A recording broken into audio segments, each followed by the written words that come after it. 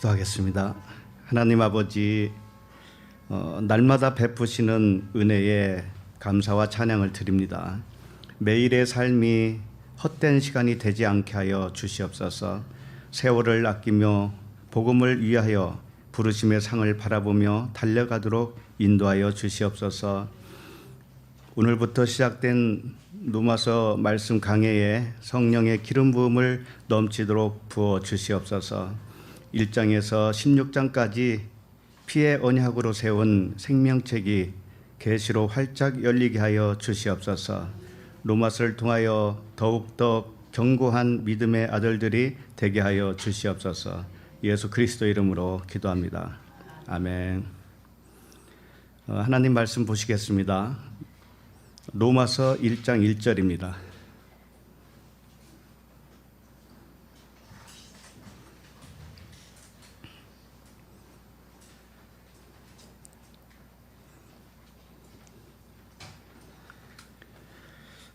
로마서 1장 1절 읽겠습니다. 시작. 예수 그리스도의 종 바울은 사도로 부르심을 받아 하나님의 복음을 위하여 택정함을 입었으니. 네, 로마서 첫 번째 말씀입니다. 제목은 예수 그리스도의 종 바울입니다. 예수 그리스도의 종 바울. 로마서를 시작하면서 한 가지 우리 각자에게 질문을 하도록 하겠습니다. 로마서를 들으려고 하는 목적이 뭐예요? 이 세상에는 로마서 강해라든지 로마서에 대한 해석이 참 많이 있어요. 물론 로마서뿐만이 아니고 많지요. 그러나 우리가 여기 이 말씀을 듣는 이유를 그 많은 로마서 강해 중에 여기는 어떻게 하나 보자 라든지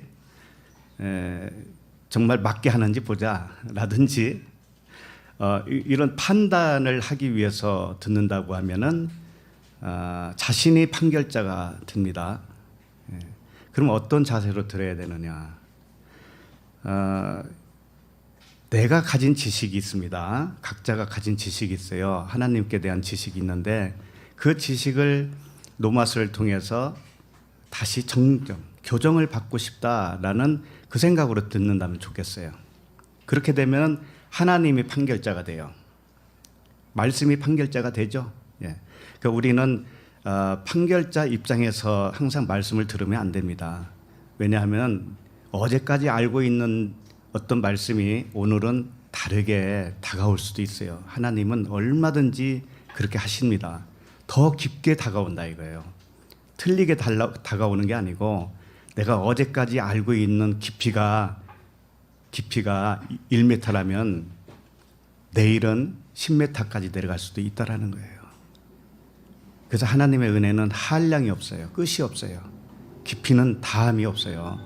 그래서 우리는 여기서 조금 저기서 조금 이런 지식을 얻어서 내 안에 추척을 하려고 하는 목적보다는 내가 깨어지기를 원해야 되는 거예요. 내 자신이 깨어지면 그만큼 깊어졌다는 의미죠. 예. 저도 마찬가지예요. 이 말씀을 제가 전한다고 해서 100% 하나님의 마음을 못 전할 수도 있어요. 사실은. 그렇기 때문에 저도 기도하는 것이고 부지런히 하나님의 말씀을 더 삼고하고 묵상하고 하는 겁니다. 그래서 하는 거예요. 그렇게 해서 주어진 은혜대로 하는 거예요. 네. 주님이 허락하신 만큼만 하는 겁니다. 내가 일부러 어렵게 하려고 하면은 하나님의 마음을 빗나가기가 쉬워요. 그럼 우리 각자가 다 마찬가지일 거예요. 그래서 일단 우리의 마음가짐을 새롭게 하고 이렇게 시작하도록 하겠습니다. 일단 바울의 그 로마서 기록 목적을 일단 보고 가는 게 좋을 것 같아요. 이 서신서를 기록한 목적이 뭘까요? 그 말씀이 어디 있는가 하면은 11절, 1장 11절, 12절이거든요. 같이 한번 읽어볼까요? 내가 너희 보기를 간절히 원하는 것은 어떤 신령한 은사를 너희에게 나누어 주어 너희를 견고하게 하려 함이니 이는 곧 내가 너희 가운데서 너희와 나의 믿음으로 말미암아 피차 아니함을 얻으려 함이라. 네. 바울이 로마서를 기록한 목적은 첫째는 너희를 견고하게 하는 것이다. 자, 그러면 견고하지 않았을 것이라고 하는 전제가 되겠죠. 네. 우리는 다 마찬가지입니다. 아무리 우리가 뛰어난 사람이라 할지라도 견고함이 하나님 입장에서 볼 때 그만큼 그 기준에 그 수준에 올라간 사람은 없겠죠. 그렇죠? 그래서 우리는 항상 견고하지 못한 부분이 있다라는 것을 인정을 하셔야 돼요. 목적지가 100m가 있는데 내가 아직 목적지에 이르지 못했다고 해야 더 뛰어갈 거 아니에요. 그런 자세로 우리는 항상 임하는 것이에요. 그 다음에 두 번째는 피차 아니함을 얻기 위함이다라고 했어요. 피차 아니함을 얻는다는 게 뭘까요? 사도 바울이 전한 복음, 그 복음과 듣는 성도들의 그 수준이 같아지기를 원하는 거예요. 같아져야 돼요. 같아져야 말이 통하죠. 이게 피차 아니함을 얻는 거예요. 바울은 이렇게 높아 있는데 성도는 너무 낮아 있다 그러면은 이게 안 되죠. 교제가 잘 안 됩니다. 그래서 교제가 이루어지기 위해서 한 사람만 평강이 있으면 안 되니까 같이 평강을 얻기 위해서 이 복음을 내가 전하노라 그런 뜻이에요. 그러므로 로마서를 대하는 우리의 태도는 스스로 말씀을 판결하고자 하는 의도를 버리고 말씀으로 자신이 견고하게 되기를 간절히 바라고 우리 모두 함께 피차 아니함을 얻기 위해서 그 목적을 가져야 된다 이겁니다. 이 바울 서신은 바울이 13권의 서신서를 썼다는 거 다 아시죠? 거기다가 히브리서는 미작으로 남아 있는데 만약에 히브리서까지 썼다면은 바울은 14개의 서신서를 쓰게 된 것이죠. 그래서 히브리서는 아직 누가 썼는지는 잘 모르고 있어요. 그래서 보통은 바울 서신 하면 13권의 서신서를 들고 있습니다. 제일 먼저 쓴 서신서가 뭔가 하면은 갈라디아서예요. 그 다음에 두 번째는 데살로니가 전서, 세 번째 데살로니가 후서, 그 다음에 고린도전서, 고린도 후서, 그 다음에 로마서예요. 그래서 로마서는 6번째 기록한 서신서다. 7번째는 골로새서, 8번째 빌레몬서, 9번째 에베소서, 10번째 필립보서, 11번째 디모데전서, 12번째 디도서, 13번째 디모데후서 이렇게 되어 있습니다. 그래서 이 로마서는 6번째 쓴 서신서인데 로마서를 쓴 곳은 어딘가 하면은 옥중서신이 아니에요. 로마서는 옥중서신은 4개가 있는데 이 로마서는 3차 선교 여행 때에 고린도 지역에서 썼다고 이렇게 알려져 있습니다. 고린도 지역에서. 그럼 언제 쓰여졌는가? AD 62년경으로 보고 있습니다. AD 62년경이면은 바울의 나이도 비슷할 거 아니겠어요? 그죠? 바울도 사실은 이 순교 당할 때가 67년 정도 되는데 나이도 69세인가 이렇게 된다고 그래요. 정확하지는 않습니다. 그래서 로마 그 네로 황제의 박해가 시작될 즈음에 이 로마서를 쓰게 됐다고 합니다. 그래서 이제 로마서는 고린도에서 썼다고 보고 옥중서신이 4가지가 있어요. 옥중서신. 그게 뭔가 하면은 에베소서, 골로새서, 빌레몬서, 빌립보서예요. 로마 감옥에서 썼어요. 이 4가지는. 그래서 일단은 이 정도로 이제 제가 대략 설명해 드리는 것은 바울에 대해서 바울의 주변을 좀 알려드리는 거죠. 이미 다 알고 계시리라 믿어요. 어쨌든 바울이 태어난 곳은 어딘가 하면은 이스라엘이죠. 근데 어느 지파에서 태어났을까요? 베냐민 지파죠. 베냐민 지파. 그래서 길리기아 다수에서 태어났다고 합니다. 자, 그리고 출생 시부터 로마 시민권자예요. 바울은. 그래서 로마에도 복음을 전하기가 용이했던 거예요.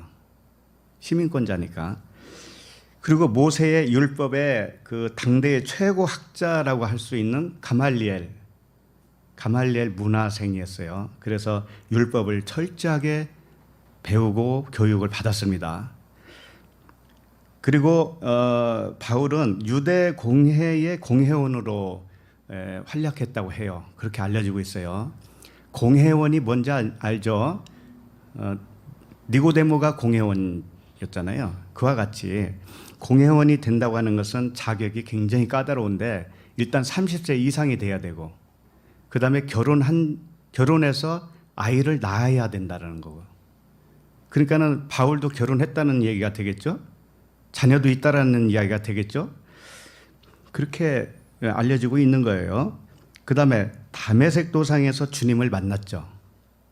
주님을 만나기 전까지는 기독교인을 핍박하고 그랬잖아요. 율법 아래에서 열심히 있는 자니까. 그래서 주님을 다메섹에서 만났어요. 그러고 나서 이제 복음을 전하게 되는데 바로 복음을 전하려다가 실패했어요. 예루살렘으로 갔다가 오히려 쫓겨났죠. 그래서 아라비아로 간 거예요. 아라비아로 가서 3년 동안 공부를 한 거죠. 어떻게 공부했는지는 알 수가 없어요.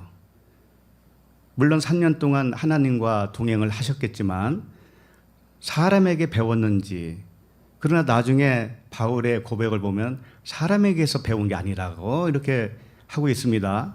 자, 그럼 사람에게서 배우지 않았다라는 게 뭔가 하면은 사람한테 배워도 성령의 은혜로 배우면 그건 사람한테 배웠다라고 안 하는 거예요. 자, 이런 것들을 오해해가지고 아이고 난 사람 말을 이제 안 들을래. 그럼 누구 말을 들으려고? 가만히 있으면 하나님이 쏘곤 이렇게 가르쳐 주나요? 참 웃긴다고요. 그런 말을 들으면은.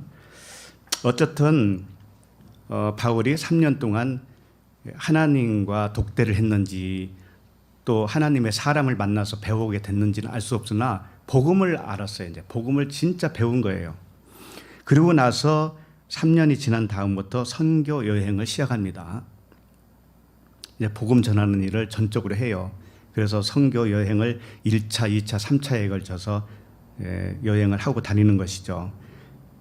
그러니까 이 소아시아 지방, 이 이방인 지역, 주로 이방인의 선교를 했습니다. 그러다가 예루살렘에 들어왔을 때 마지막 3차 여행을 끝나고 예루살렘에 왔을 때 거기서 잡혔어요. 체포가 되었어요. 유대인들한테 체포가 됐지만 로마에 이송이 됐어요. 그래서 로마로 갑니다. 로마 투옥을 해요. 로마 옥에서. 그러다가 한 2년 정도는 다시 추록을 했다고 그래요. 문헌에 보면은 2년 동안 다시 나왔다가 복음을 계속 전했는데 두 번째 잡혀서 또 투옥을 됐다가 그때 이제 순교를 당했다고 해요. 그렇게 전해지고 있습니다. 근데 여기서 질문을 할 수가 있어요. 왜 바울이 체포되도록 하나님은 허용을 하시는가? 왜 70도 못한 나이에 데려갈 수가 있는 것인가? 이런 질문 해보셨어요? 그토록 훌륭한 바울이 가족을 떠나서 고생하며 복음을 전하다가 네로 황제의 박해로 순교를 당했습니다. 왜 사도들 대부분이 순교를 당했을까요? 하나님은 팔이 짧아서 구원치 못했을까요? 왜냐하면은 사도 바울뿐만이 아니고 이 사도들은 예수 그리스도의 판박이라고 보면 돼요. 예수 그리스도와 똑같은 모형을 가지고 일을 했던 거예요. 그러니까 그 십자가의 죽음이라고 하는 것, 다나토스의 죽음이라고 하는 것은 우리 내면의 마음의 죽음이죠. 그러나 사도들을 통해서 실제 순교 당함을 통해서 이렇게 죽는 것이야 라는 것을 보여주고 싶었던 거죠. 그 다음에 예수 그리스도께서 본인 자신이 육체로 죽어주셨잖아요. 그러니까는 이 사도들은 그리스도와 동일한 인물로 봐야 됩니다. 물론 그리스도라고 할 수는 없지요. 그리스도의 모형이고 그리스도의 이 마음을 그대로 표현한 사람들이에요. 그래야 하나님의 복음을 가감없이 전할 수 있지 않겠어요? 그죠? 그래서 가면 갈수록 이 바울을 보면은 하나님의 순수한 복음을 전하는 거에 대해서 지장을 받는 것들 있죠. 그런 것들을 다 제거합니다. 그래서 어떻게 보면은 너무 몰인정한 하나님처럼 그렇게 보여져요. 예를 들면은 뭐 가족을 떠났죠. 전부 다 아무것도 없어요. 그 복음을 위해서 목숨을 바쳤단 말이에요. 순수한 복음을 위해서. 그러기 때문에 하나님이 우리가 잘 먹고 잘 살고 배부르고 그러면 복음이 나오겠습니까? 내가 정말 인정받고 어딜 가나 존경받고 이런 사람이라면 복음이 순수하게 나올 것 같아요? 사람 눈치를 보게 됩니다. 사람 눈치를 봐요. 그래서 복음이 순수하지가 못할 수가 있어요. 인생으로 전한다고요. 인생으로. 그러나 바울이 쓴 서신서를 보면은 어디에서도 인생을 찾아볼 수가 없어요. 인생이 이 말씀에 끼어들 수가 없어요. 그와 같이예요. 그러나 오늘날 교회 말씀들을 들어보십시오. 거기에는 다 인생이에요. 거의 다 인생. 그러니 바울의 그 이 심정을 알고 전하는 사람이 몇 명이나 되겠는가? 오늘날도 이 시대적으로 이런 사람들이 많지가 않아요. 그러나 많지 않지만 당사자들은 그만큼 연단이 있었고 그만큼 필요 없는 것들을 다 버려야 되는 아픔이 있었다는 거 아셔야 됩니다. 그러나 그 내면은 항상 기쁨과 평강이 넘쳐 흘러요. 이게 멋진 하나님의 작품이죠. 자, 그러면은 바울을 통하여서 쓰신 이 로마서를 한 절 한 절 살펴보도록 하겠습니다. 오늘은 1장 1절 한 절만 봅니다. 다시 한번 읽어보도록 하겠습니다. 시작. 예수 그리스도의 종 바울은 사도로 부르심을 받아 하나님의 복음을 위하여 택정함을 입었으니. 예수 그리스도의 종 바울은 이렇게 자기를 소개하고 있어요. 바울이 쓴 서신서마다 앞에 첫 부분에 보면은 항상 자기를 소개합니다. 그래서 이 13개 서신서를 보면은 전부 다 여지없이 자기를 소개해요. 그런데 대부분 어떻게 소개하냐면은 그리스도 예수 안에서 사도된 바울이라고 소개를 해요. 종이라는 말은 잘 안 써요. 그런데 오늘 로마서에는 종이라고 나오죠. 네. 좀 이상하죠. 이 종이라고 소개한 부분이 이 로마서하고 빌립보서 이 딱 두 군데만 그래요. 나머지는 그냥 사도라고만 합니다. 그리스도 안에서 사도된 바울은 이렇게 자기를 소개하고 있거든요. 그런데 오늘은 좀 특이하죠. 이 로마서하고 빌립보서는 예수 그리스도의 종 바울은 이렇게, 그리고 나서 뭐라고 했냐면 사도로 부르심을 받아 이렇게 되어 있죠. 사도는 사도인데 예수 그리스도의 종이 바울이라는 것이죠. 그러면 이렇게 자기를 소개할 때 뭔가 특이한 점이 있다라는 것을 우리는 알아차려야 돼요. 다시 말해서 이렇게 돼요. 사도 바울이라는 그 명칭을 붙이려면 그 앞에 뭐가 준비가 되어야 되느냐면은 예수 그리스도의 종 바울이 되어야 된다는 거예요. 그래야 사도가 된다라는 거죠. 그러면 예수 그리스도의 종 바울의 의미는 뭘까요? 예수 그리스도의 종, 이렇게 종 바울 이렇게 표현했는데, 이게 쉽게 말해서 예수 그리스도와 종 바울은 같이 이렇게 대비를 시키고 있다는 걸 아셔야 돼요. 원문을 보면 그게 정확하게 돼 있어요. 지금 한글로는 예수 그리스도의 종 바울 이렇게 돼 있지만 이게 거꾸로 돼 있어요. 바울 종 그리스도 예수 이렇게 돼 있어요. 바울이 종인데 그리스도 예수 이거와 이렇게 매치를 시키는 거예요. 똑같이. 그러니까 다시 말해서 이런 거죠.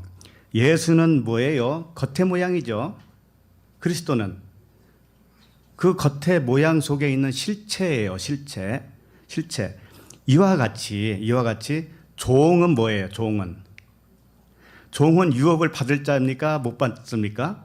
못 받아요. 그러니까 예수 차원으로 지금 설명하고 있는 거예요. 종. 그러나 바울은 뭘까요?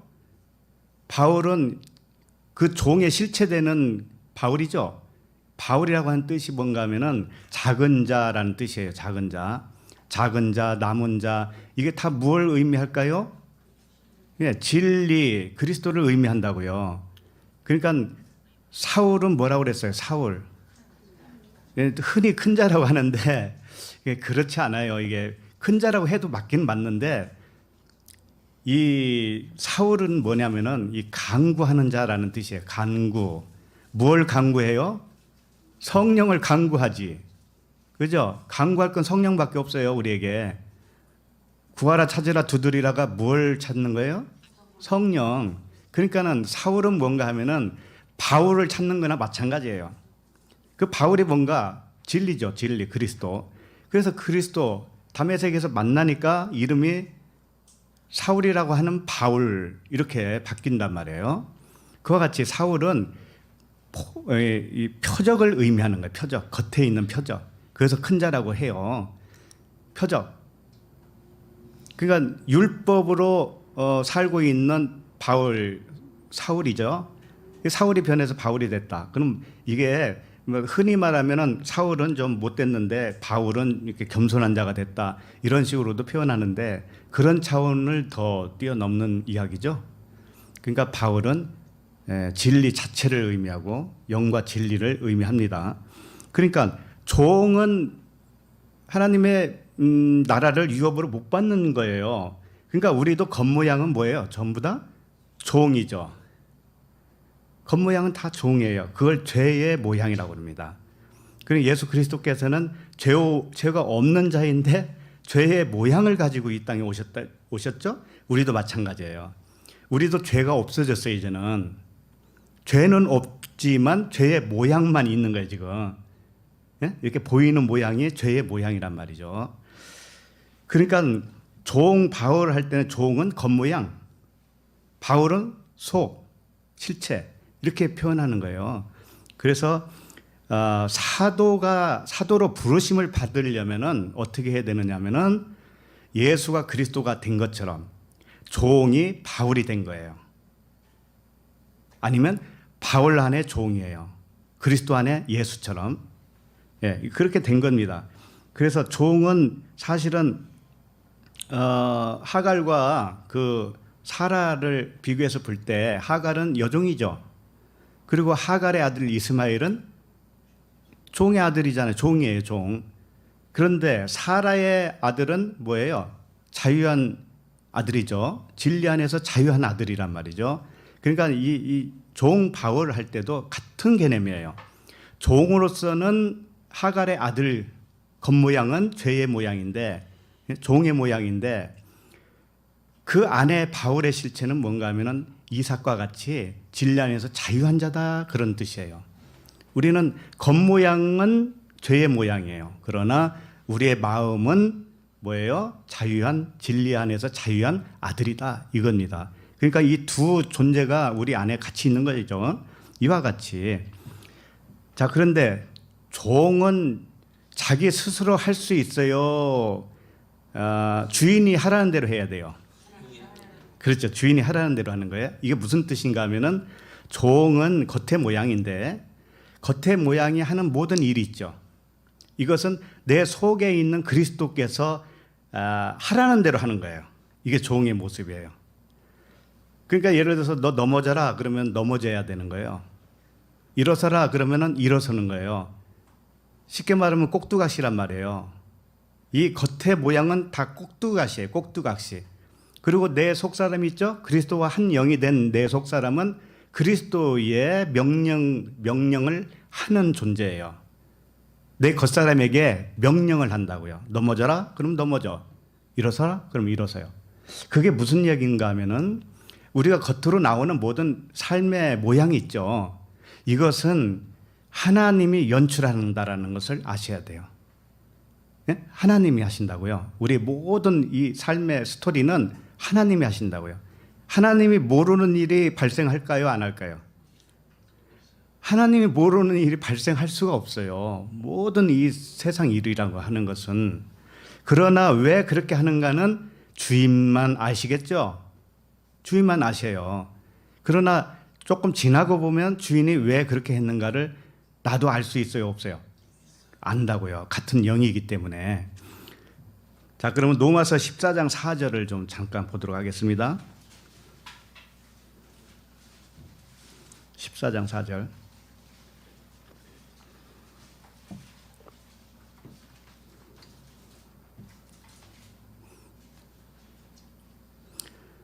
자, 시작. 남의 하인을 비판하는 너는 누구나 그가 서 있는 것이나 넘어지는 것이 자기 주인에게 있음에 그가 세움을 받으리니 이는 그를 세우시는 권능이 주께 있음이라. 네. 그러니까 남의 하인 종을 비판하는 너는 누구냐? 그가 서 있는 것이나 넘어지는 것이 그 주인에게 달려 있다. 그렇게 해서 결국은 주인이 그 종을 세우는 데 목적이 있다 이거예요. 세운다고 그러잖아요. 그가 세움을 받으리니. 그죠? 넘어졌다 쓰러졌다 하는데 결국은 세움을 받는다. 이게 무슨 뜻인가 하면은 우리는 주인의 마음을 100% 알고 살지 못할 가능성도 있죠. 그렇죠? 그런데 내가 살아가는 모양, 모습 이런 것들은 누가 인도하시는가 하면은 하나님이 인도하셔요. 그죠? 자, 내가 동쪽으로 가고 싶어. 이 마음도 누가 준 거예요? 하나님이. 근데 우리는 그 하나님의 마음을 모르고 동쪽으로 가고 있네요. 그죠? 하나님의 마음을 모른 채 가고는 있는데 그게 하나님이 주신 마음이에요. 그러니까 하나님을 그렇게 나하고 이렇게 별개로 생각하시면 안 돼요. 응? 그러니까 주님은 이랬죠. 마음에 소원을 두고 자기 기쁘신 뜻을 행하신다. 그랬죠? 네, 내가 서쪽으로 가고 싶은 마음이 생겼습니까? 그러면 그것도 하나님이 주신 마음이에요. 결국은 주님이 다 하신 겁니다. 그러나 그 목적은 뭔가 하면은 우리에게 영생을 주는 데 목적이 있는 것이고 세우는 데 목적이 있어요. 우리는 그걸 다 모른다고요. 그걸 모르고 살고 있는데 주님이 하신 거예요. 그러니까 자유할 수 있죠. 그걸 안다면. 그렇죠? 그래서 남의 하인을 비판하는 너는 누구냐? 그가 서 있는 것이나 넘어지는 것이 자기 주인에게 있음에 그가 세움을 받으리니 이는 그를 세우시는 권능이 주께 있음이라. 종은 주인을 증언하는 자예요. 왜 넘어지고 일어서고 하는 것을 주인이 하신다고 그러잖아요. 주인이. 그렇기 때문에 우리는 그 주인의 마음을 모르고 산다고 할지라도 그 모든 일어나는 일은 주인이 하셨다라는 거예요. 주인이. 우리는 그렇게 못 믿었죠. 에이, 좋은 일은 주님이 하셨고 별로 안 좋은 일은 누가 했어요? 내가 했고 내가 일 저질렀고 이렇게 생각하죠. 그렇지 않아요. 하나님을 오해하신 거예요. 그래서 바울 한 사람의 그 정체성은 뭔가 하면은 종과 바울이라고 하는 두 존재가 하나라는 거예요. 이스마엘과 이삭이 하나예요. 하나듯이 종 바울이라고 하는 것은 겉으로 종은 뭔가 하면 주인이 하는 대로 한다라는 거예요. 주인이 하라는 대로 하는 거예요. 그게 종입니다.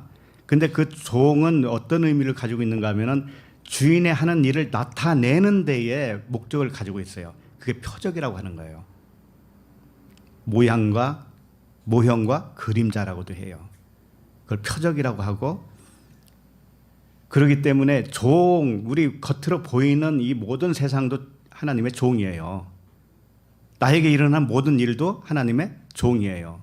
나도 하나님의 종이에요. 그러나 그 안에는 뭐가 있는가? 진리가 있어요. 그렇기 때문에 이 종 바울 할 때 그런 의미를 가지고 있습니다. 그러니까는 사도로 부르심을 받은 종 바울이기 때문에 이게 종 바울이 아무나 되는 게 아니라는 의미예요. 그게 쉬운 일이 아니라는 것이죠. 그리스도의 마음을 가진 바울이 그리스도의 명령대로만 움직이고 살아간다고 하는 것이 쉽지가 않죠. 우리는 모르고도 행동했어요. 모르고 행동해도 그 주님이 하신 것은 맞는데 바울은 뭔가 하면은 하나님의 마음을 다 알고 하는 거예요. 하나님의 마음을 알고 하는 거. 보통은 하나님의 마음을 모르고 그냥 살아요. 사는데 결국은 하나님 손에 있죠. 그러나 바울은 좀 달라요. 뭔가 하면은 자기가 하는 모든 일이 하나님이 복음을 위해서 나를 통해서 증언하는 것이다라는 것을 인정을 한 사람이죠. 이렇게 그러면은 하나님이 나에게 주시는 마음대로 잘 움직이게 되어 있어요. 하나님의 마음을 너무 잘 알기 때문에 하나님이 동쪽으로 가라는 거 하신 거구나, 서쪽으로 가라고 하셨구나, 이것을 하나님의 마음과 일치돼서 아는 거예요. 보통은 모르고도 하지만 이 바울은 알고 하는 거예요. 알고 한다고요. 그래서 나중에 보면은 예루살렘으로 가면은 잡히니까 가지 마세요. 그 여선지자가 그런 말 한 적이 있었죠. 그 기억나시죠? 그런데 바울이 뭐라고 그래요? 왜 나를 괴롭게 하냐고 그러죠. 바울은 그 가면은 잡힌다는 거 아는 사람이에요. 그러나 그 여선지자와 다른 점이 뭔가 하면은 여선지자는 가면 잡힌다는 거 알아낸 거죠. 점쟁이처럼. 가면 잡히니까 가지 말라라고 한 거예요. 그러나 바울은 뭐예요? 가면은 잡히는 거 나도 알아. 그런데 그게 하나님이 원하심이야. 이걸 알고 한단 말이에요. 이렇게 다르단 말이죠. 그러니까 사도로 부르심을 받은 자라고 하는 것은 모든 일이 하나님이 자기를 통해서 복음을 위해서 사용하는 것이구나를 100% 인정해서 그 부분을 자기를 100% 주님께 드릴 수 있는 자란 말이에요. 다 내놓을 수 있는 자란 말이에요. 이런 사람을 만들기 위해서 하나님이 바울을 쓰기 위해서 어렸을 때부터 그렇게 만들어 왔었던 거예요. 우리도 마찬가지입니다. 우리들도 마찬가지예요. 우리들도 하나님의 쓰임에 적당하기 위해서 어렸을 때부터 이렇게 저렇게 해서 온 거예요. 그러나 우리들은 이제 마음은 하나님과 마음이 너무나 가까워졌죠. 그래서 주님이 뭘 원하신가를 알죠. 네, 그렇게 되는 것이죠. 그래서 바울을 사도라고 해요. 사도는 한마디로 말하면 사도는 그리스도의 생각에 100% 순종할 줄 아는 사람이에요. 100%. 우리들은 잘 모르면은 이쪽으로 갔다 저쪽으로 갔다 해서 그 순종이 되어질 때까지 하나님이 뺑뺑이 돌려요. 그것도 다 주님 손에서 하기는 해요. 그러나 바울은 다르다고요. 주님과 마음이 일치가 된 사람이란 말이에요. 왜 그렇게 100% 진리를 위해서만 살아야 하는가? 바울을 왜 그렇게 100% 진리만을 위해서 살게 했는가? 복음이라는 게 그렇게 만만치 않기 때문에 그래요. 복음은 사람의 유익을 위해서 하시는 말씀이 아니기 때문에 그렇습니다. 오히려 사람의 유익을 빼앗아가요. 이 복음은 빼앗아가고 뭘 대신 줘요? 하늘의 것을 줘요. 하늘의 생명을 줘요. 하늘의 생명으로 살기를 원하는 겁니다. 그래서 바울은 영과 진리의 복음을 위해서만 산 사람입니다. 그래서 복음이라고 하는 것은 유앙겔리온이라고 그러죠. 유앙겔리온은 뭐냐, 어떤 뜻을 가지고 있는가 하면은 복된 소식, 좋은 소식이긴 한데 그거 모르는 사람이 어디 있겠어요. 그런데 시중 드는 자의 좋은 소식이라는 뜻이에요. 시중 드는 자의 좋은 소식, 이게 복음이에요. 그럼 복음이 뭔가? 시중 드는 자가 뭔가? 섬기는 자로 오신 분이 누구예요? 예수님이시죠. 예수님은 육신 말씀이에요. 쉽게 말해서 이 문자 말씀이란 말이에요. 근데 문자 말씀이 시중을 들어요. 그게 무슨 뜻이냐면은 문자 말씀대로 깨닫지 않게 문자 말씀 속에 들어있는 진리의 말씀을 깨닫도록 시중을 든다고요. 그러면 그 시중 든 결과로 내가 깨달아지죠. 그러면 그게 좋은 소식이라는 거예요. 복음은 그런 거예요. 이 겉의 말씀이 복음이 아니에요. 겉의 말씀 속에 들어있는 그 속 말씀, 영과 진리의 말씀이 복된 소식이다라는 거죠. 그게 유한겔리온이에요. 그래서 그 하나님의 복음을 위해서 택정함을 입었다 이렇게 되어 있어요. 1절 다시 보세요. 바울을 주님이 부르신 이유는 하나님의 복음을 위하여 택정함을 입었다 이렇게 되어 있죠. 그럼 택정이 뭐냐? 택정이 뭐라고 생각하세요? 택정은 그냥 선택했다 뭐 이렇게 생각할 수 있잖아요. 그렇죠? 선택했어요. 그런데 선택을 하는 건 맞는데 하나님이 바울을 택정했어. 선택을 했어. 근데 그거 자체의 말은 맞아요. 그런데 의미가 있어요. 그 숨어있는 의미가. 어떻게 해서 선택을 한가 하면은 예를 들면 이 컵 속에 물이 있죠? 그럼 컵을 선택한 거예요? 물을 선택하는 거예요? 마시면? 물을 선택하는 거죠. 그와 같이 겉의 것을 선택하는 게 아니고 겉에 있는 진짜 진품을 선택한다는 의미예요. 그래서 이 택정이라고 하는 단어 자체가 그 아포리조라고 하는 단어인데 가르다, 분리하다, 쪼개다 막 이런 뜻을 가지고 있다고요. 택정은 뭔가 하면은 겉에서 쪼개가지고 안의 것을 빼가는 거예요. 이게 택정이에요. 그냥 선택했다 그런 게 아니란 말이죠. 그럼 우리도 하나님이 택정했다고 하는 것은 뭘까요? 내 안에서 무엇을 선택을 했을까요? 하나님이? 나의 속사람이죠. 겉사람이 아니고 속사람을 선택을 한 거죠. 그래서 이 택정했다 아프리조는 그 할례하고 비슷한 그런 내용을 가지고 있는 거예요. 할례는 베어내는 거잖아요. 베어내서 껍데기는 버려버리는 것이죠. 그와 같이 이 세상이라고 하는 껍데기를 베어버려요. 이 세상을. 그리고 거기서 천국이라고 하는 천국의 아들이라고 하는 진리의 아들로만 선택을 해요. 그래야 이 아들이 복음 전하는 복음이 무엇을 전할 수가 있겠습니까? 순수한 그 유한겔리온 복음만을 전할 수 있겠죠. 예. 그러니까 그렇게 만들어내셨어요. 하나님이 바울을.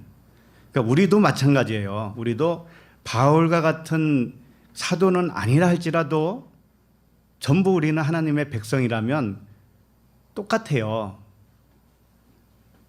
그 과정이 다 똑같다고요. 만들어내는 과정이 다 똑같아요. 결국은 우리는 안의 것을 하나님이 택정을 하시는 거지 밖의 것은 버리는 것이다. 자, 그래서 1절을 다시 정리를 할까요? 1절. 예수 그리스도의 종 바울은 사도로 부르심을 받아 하나님의 복음을 위하여 택정함을 입었으니. 자, 하나님의 복음을 위하여 부르심을 받은 사도 바울은 어떤 자격을 갖추었다라는 것이죠? 지금까지 설명을 했어요.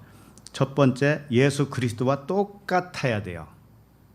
개념이 똑같아야 돼요. 예수는 표적이라면 그리스도는 진리예요. 그와 같이 종 바울을, 종은 뭐예요? 표적이라면 바울은 진리죠. 이렇게 되어야 돼요. 분명하게 이렇게 되어야 돼요.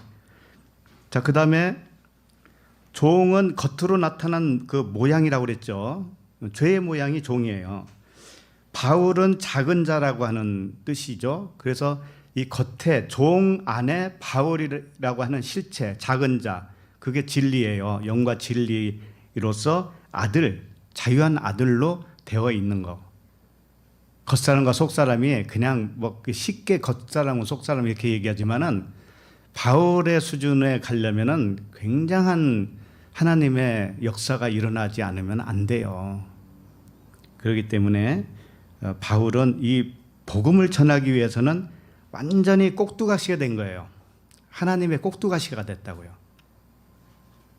하나님이 넘어져라 하면 넘어지고 일어서라 하면 일어서는 자예요. 우리는 그거 싫어하지요. 우리가 왜 싫어한다라는 것으로 고백할 수 있는가 하면은 나에게 좋은 일은 하나님이 하셨다라고 생각하는데 나에게 기분 나쁜 일이 생기잖아요. 그건 하나님이 했다고 생각을 못 해요. 자, 그러면은 바울의 수준이 안 됐죠, 아직. 바울은 헐벗어도 좋고 비천에 처할 줄도 알고 빈부에 처할 줄도 알고 모든 면에서 자족을 배웠다고 그래요. 자족. 하나님이 하시는 모든 일에 대해서 100% 아멘만 하는 사람이 누군가 하면 바울이에요. 사도 바울이라고요. 이렇게 먼저 앞서서 하신 분이 누구냐면 예수 그리스도시에요. 하나님 자신이 그렇게 본을 보여주신 거예요. 바울은 사람입니다. 바울은 주님이 불러서 만든 사람이에요. 그러니까는 예수 그리스도와 똑같을 수는 없지요. 그러나 예수 그리스도와 정말 같은 그런 모양을 취하고 있는 거예요. 그러니까 우리는 사도 바울을 할 때 사도 바울을 존경하면 안 되고 사도 바울 안에서 역사하시는 그리스도를 우리는 경배하면 되는 거예요. 잘못하면 사도 바울이 우상이 될 수가 있는 거예요. 근데 하나님은 사도 바울이든 다윗이든 모세든지 간에 그 모든 것이 그리스도의 증언자라는 거예요. 그리스도의 증언자. 그 안에서 그리스도가 일을 하고 계시다. 그걸 보라는 것이죠. 그러니까 여러분도 나를 겉모양으로 보면 실망할 게 많이 있어요. 별로 뭐 잘생긴 것도 없지. 뭐 학벌이 뭐 좋아. 외국에서 박사학위를 따왔어. 그런 거 없잖아요. 예. 또 같이 살아보면 또 실망을 더 할 수도 있어요. 같이 살아봐야 한다고 그러잖아요. 사람이라는 건 다 그래요. 그러나 내 안에서 역사하시는 그리스도, 그분이 하시는 말씀을 들을 때 하나님께 경배하시면 돼요. 그 말씀에 아멘하고 하나님을 경배하면 되는 거예요. 그래서 바울의 삶의 양식은 철저하게 진리를 드러내는 데에만 의미가 있다. 살아도 주를 위하여 살고 죽어도 주를 위하여 죽는 자가 누군가 하면 바울이었다. 그래서 바울은 예수 그리스도와 마찬가지로 육신으로는 혈통에서 태어났어요. 다음 주에 살펴보겠지만 예수 그리스도는 다윗의 혈통에서 났다고 그러죠. 그러나 성결의 영으로 부활하셨다 이렇게 되어 있어요. 그러니까 우리도 다 마찬가지 이야기입니다. 바울도 혈통에서 태어났어요. 그러나 그 혈통에서 죽고 하나님의 아들로 선포된 아들이라는 뜻이에요. 우리도 다 그렇게 돼야 돼요. 그래서 바울은 철저하게 하나님의 복음을 육으로 전하지 않았습니다. 육이라고 하는 것은 육에 속한 말씀이죠. 육에 속한 말씀으로 전하지 않고 영과 진리의 말씀으로만 전하는 사람이에요. 바울만 그렇다는 거 아니에요. 성경 66권이 다 그런 겁니다, 지금. 그래서 이렇게 영과 진리로만 전하게 하기 위해서 택정을 입은 자가 누군가 하면 사도 바울이었다 이거예요. 그래서 택정은 모든 혈통을 베어내고 모든 혈통이 뭐예요? 혈통은 이 사람의 물론 규례에서 나온 그 관계들 있죠. 남편과 아내, 거기서 나온 자녀들, 또 나를 낳아준 어머니, 부모, 이런 것들이 혈통이죠. 그것도 혈통이지만 혈통이라고 하는 그 의미는 좀 광범위하다고요. 이 세상, 보이는 세상의 기준으로 사는 것이 그게 혈통이에요. 세속으로 사는 것이 혈통입니다. 다시 말하면 율법으로 사는 것이 혈통이에요. 율법으로 사는 것이. 하나님의 말씀을 진리로 알아보지 못하고 그냥 문자 그대로만 알고 있는 그 상태가 뭔가 하면은 혈통으로 사는 거예요. 그래서 바울은 실질적으로 가족에게서도 떠나왔죠. 가족에게서도 떠나왔어요. 그리고 자기 아내에게서도 떨어져 나와서 오직 복음만을 전했어요. 바울은 이제 그리스도와 결혼을 했기 때문에 그래요. 우리도 마찬가지입니다. 그리스도와 결혼, 하나님과 결혼한 것이 하나님의 우리를 향한 최종 목적이죠. 그렇죠? 그것이 이루어졌다면 나머지는 상관없어요. 해도 그만, 안 해도 그만이고, 성공해도 그만, 안 성공해도 그만이에요.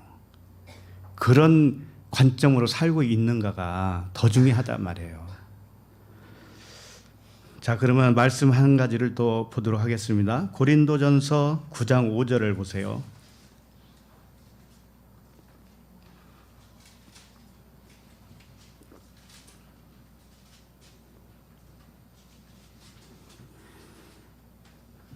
고린도전서 9장 5절 시작. 우리가 다른 사도들과 주의 형제들과 게바와 같이 믿음에 자매된 아내를 데리고 다닐 권리가 없겠느냐. 여기서 우리가라고 한 것은 사도 바울과 바나바예요. 바울과 바나바가 지금 같이 복음을 전하고 있는 상태에서 나온 말이란 말이에요. 그러니까 바울과 바나바는 다른 형제들, 특히 게바가 누구예요? 베드로죠. 베드로와 같이 믿음에 자매된 아내를 데리고 다닐 권리가 없겠느냐. 근데 왜 이런 말을 했다고 생각하세요? 이런 말 뭐 할 필요도 없잖아요, 사실은. 베드로는 장모도 있었어요. 그러니까 결혼을 한 사람이 분명하죠. 사도 바울도 역시 마찬가지였다라는 거죠. 여기서 내가 뭐 결혼하고 싶다 그런 말이 아니고 이미 결혼해서 가족이 있었다고요. 그런데 바울은 바나바와 함께 선교 여행을 하고 있습니다. 그리고 이후로도 보면은 가족을 만났다는 이야기도 없어요. 그냥 나중에 순교하고 죽습니다. 이게 뭔가 하면은 지금 혈통을 끊어내는 자신을 설명하고 있는 거예요. 그렇다고 해서 모든 사도들이 가족하고 특히 아내하고 같이 다니면 안 된다라는 것을 보여주기 위해서 그런 건 아니에요. 베드로도 아내를 데리고 다녔잖아요. 그러니까 그걸 말하고자 하는 건 아니고 사도 바울은 특별히 하나님이 뭔가를 샘플로 보여주고 싶은 거예요. 샘플로. 혈통에서 끊어지는 게 뭔지 아니라는 것을 우리에게 실제 바울의 그 모습을 통해서 가르쳐주고 싶은 거예요. 예수님이 이 땅에 오셔서 결혼을 할 권리가 없겠습니까? 예? 그 당시 30세 이전에도 다 결혼을 했는데 예수님이 33세 때까지 결혼을 왜 안 했을까요? 결혼할 수도 있겠죠. 근데 결혼했다는 말은 없잖아요. 그죠? 그러니까 이게 뭔가 하면은 진짜 결혼이 뭔가 그것은 하나님과의 결혼을 의미하는 거야. 그게 진짜야. 그것이 안 되고 아무리 알콩달콩 잘 살아도 그건 꽝이지. 이걸 가르쳐 주고 싶은 거예요. 그리고 복음을 위해서 스스로 포기했다라는 거예요. 복음을 위해서 스스로 혈통을 포기했다. 가족을 포기했다. 이런 거예요. 그렇다고 오해는 마세요. 우리 다 가족을 포기해야 된다는 말은 아니니까. 그런 건 아니고 사도와 같은 입장에서의 사람은 그럴 가능성도 있다라는 것을 시사해 주고 있어요. 그래서 바울은 천박짓는 일을 하면서 복음을 전하기도 했어요. 왜? 다른 사도들은 그렇게 안 해도 되는데 바울과 바나바는 왜 천막짓는 일을 했을까? 그것도 역시 포기한 거죠. 자기 권리를 포기했다고요. 가족에 대한 권리를 포기했고 또 지체들에게 후원 받는 것도 포기했어요. 바울은. 그러나 항상 그런 것은 아니죠. 바울이 한시적으로 그랬던 거죠. 어느 기간 동안만 했을 가능성이 커요. 왜냐하면 바울에게 이제 동력자가 많이 생깁니다. 나중에 보면. 그래서 바울이 많은 동력자를 소개할 때가 와요. 그때가 뭐냐? 로마서 끝이에요. 로마서 16장을 잠깐 펴보세요.